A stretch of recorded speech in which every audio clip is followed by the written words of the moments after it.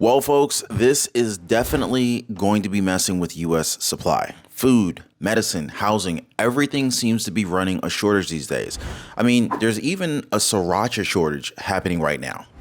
Last summer, Hoi Fung Foods, the maker of Sriracha, announced a shortage of the red chili peppers it uses to make the sauce. Now the company says they still don't know when their supply will bounce back. A manager at a market in Alhambra says whenever they do get a shipment in, it sells out in a day, and customers are limited to one bottle.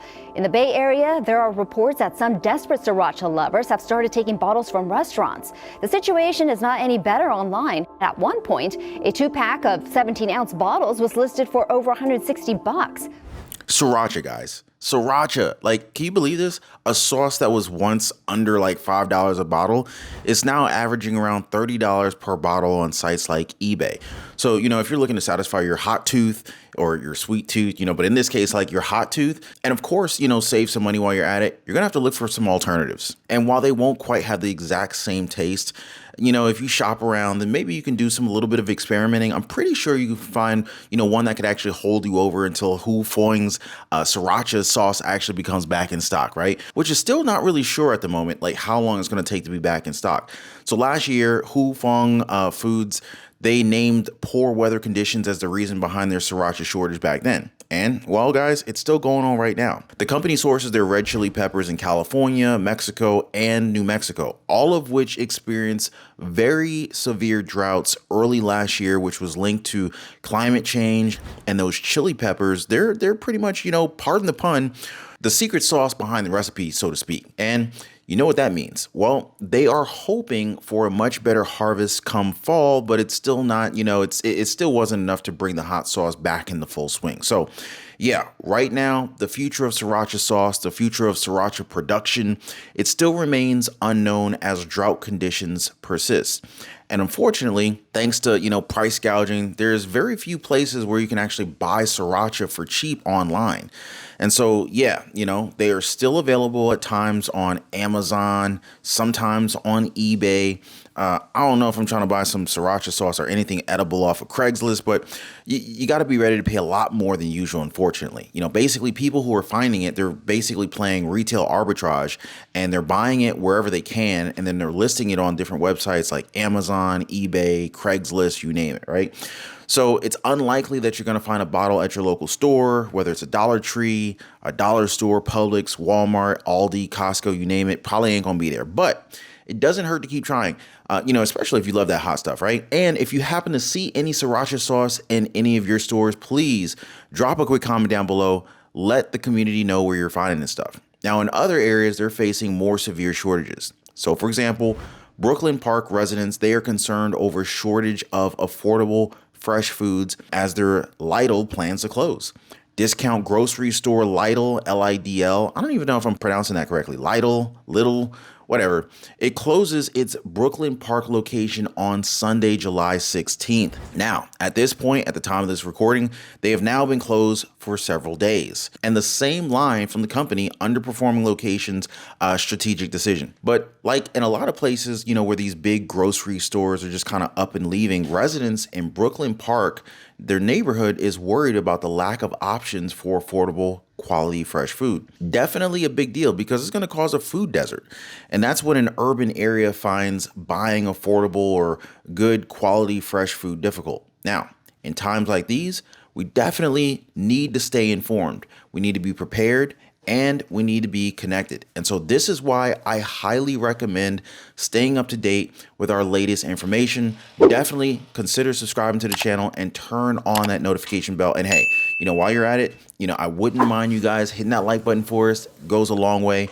Appreciate you guys so very much. I always appreciate that. And I really appreciate you guys here on the channel. Now, we on our Financial Freedom Fam, we stick together, especially now that food insecurity is on the rise here in America. And this is because prices for groceries, they've gone up a lot, guys. And the government, they made cuts to the food stamp program, SNAP, EBT benefits, right around the same time of the Social Security COLA increase. Yeah, basically when everybody was getting their fixed income boost for Social Security, SSI, SSDI, SNAP and EBT benefits was getting sliced. And so, yes, I totally understand. And I know what mainstream media is saying about the labor market being resilient. But even though the economy, it might look pretty good with more jobs and higher wages, many folks still can't afford the rising cost of living. Let's be honest, guys. And I mean, like, some people, they're even skipping meals just to get by. The cuts to the food stamp program happened, SNAP and EBT, and at the same time as groceries became, 20% more expensive than ever before. So it was like a double, if not a triple whammy and slap in the face to a lot of Americans. So many people who relied on food stamps, SNAP, and EBT, they're now finding it even harder to afford food. And it's messed up. Now, I'm not saying everybody needs to, have access to these benefits, but some people actually need a little bit of help. I'm a capitalist, and I'm all for grinding it out, earning your own money, earning your own income, running your business, and being profitable. But I get it. There's some people who do need a little bit of assistance. And as someone who grew up raised by a single parent household, single mom, I get it. Now, in May, around 44% of people, they reported skipping meals in the last month, marking a 7% increase and reaching a record high. Other people are making similar hard choices like, watering down baby formula or other food because they just can't afford to eat. It's kind of messed up. Now, the number of Americans who say that they sometimes don't have enough to eat, it has jumped 23% from 15.8 million people prior to the pandemic to 19.2 million people in the most recent survey taken in April. Now, the increase in food insecurity is happening alongside a debt ceiling deal that was made recently between the White House and Republican lawmakers. Now, this deal, it added more work requirements to the SNAP and EBT program, basically making life harder for struggling Americans.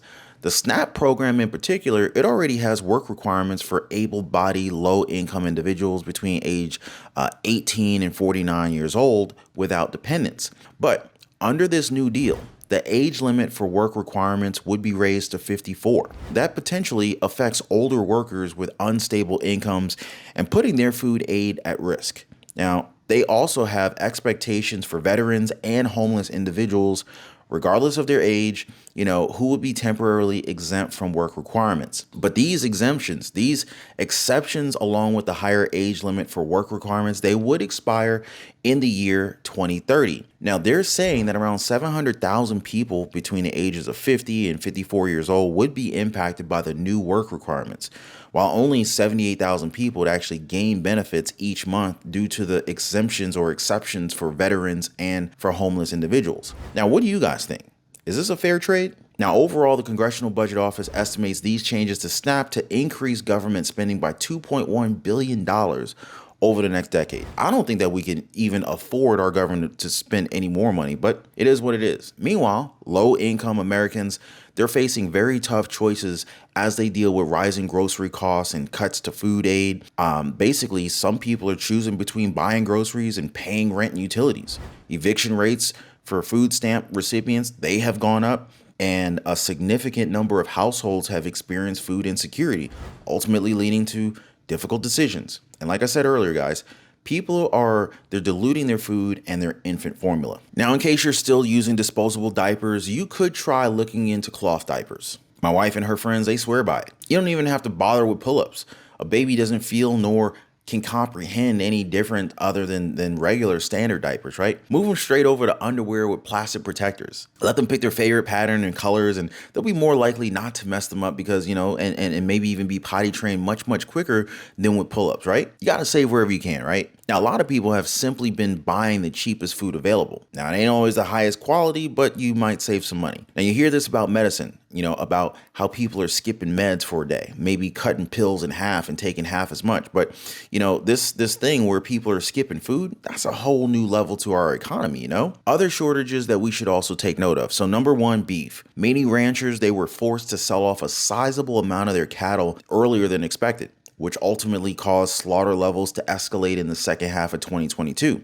Now, as those supplies are depleted, a time of higher prices and dwindling beef availability, it's likely to follow before ranchers can repopulate their herds and correct the damage that was done. Also, gotta talk about olive oil, guys. And I'm not talking about Olive Garden, I'm talking about olive oil. Now, thanks to the tree blighting bacteria of Latin America origin called Xylella fastidiosa that made its way to the Puglia region of Italy, where 12% of the world's olive oil supply is produced, Worldwide olive oil production dropped by 11%. Not to mention 2022's heat wave in Spain, another olive oil hotbed. Not good, folks. And did you hear about the next piece of news in South Africa? They're experiencing 27 more truck attacks this month alone. Armed individuals are stopping trucks at gunpoint, forcing drivers out, burning vehicles to disrupt the supply chain. This tactic is causing chaos and is making it difficult for people to ship essential goods. Now, the question is, could this tactic spread to other parts of the world,